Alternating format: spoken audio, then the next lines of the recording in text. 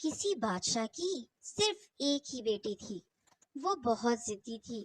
ایک دن صبح کو وہ باغ میں ٹہلنے کے لیے گئی تو اس نے پھول کی پتیوں پر شبنم کے قطرے چمکتے ہوئے دیکھے۔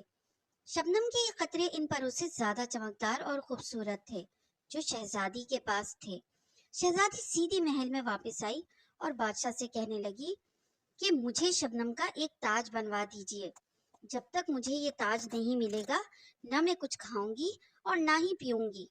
یہ کہہ کر شہزادی نے اپنا کمرہ بند کر لیا اور چادر اوڑھ کر پلنگ پر لیٹ گئی۔ بادشاہ جانتا تھا کہ شبنم کے قطروں سے تاج نہیں بنایا جا سکتا، پھر بھی اس نے شہزادی کی ضد پوری کرنے کے لیے شہر کے تمام سناروں کو بلا بھیجا اور ان سے کہا کہ 3 دن کے اندر اندر شبنم کے قطروں کا تاج بنا کر پیش کرو ورنہ تمہیں بہت سخت سزا دی جائے گی۔ بیچارے سنار حیران اور پریشان کہ شبنم کا تاج کس طرح بنائیں گے۔ ان سناروں میں ایک بوڑھا سنار بہت عقل مند تھا۔ سوچتے سوچتے اس کے دماغ میں ایک ترکیب آئی۔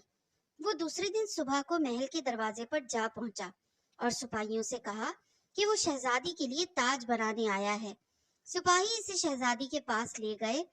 بوڑھے سنار نے شہزادی کو جھک کر سلام کیا اور بولا، شہزادی صاحبہ، میں آپ کا تاج بنانے کے لیے آیا ہوں، لیکن میری ایک چھوٹی سی درخواست ہے۔ شہزادی نے کہا، کہو کیا کہنا چاہتے ہو؟ سنار بولا، آپ باغ میں چل کر مجھے وہ شبنم کے قطرے دے دیجئے جن کا آپ کو تاج بنوانا ہے۔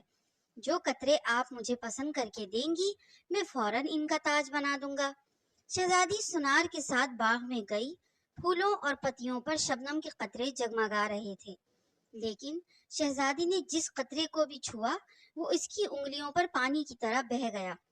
تب شہزادی نے کھسیانی ہو کر بوڑھے سنار سے معافی مانگی اور عہد کیا کہ وہ اب کبھی ایسی ضد نہیں کرے گی۔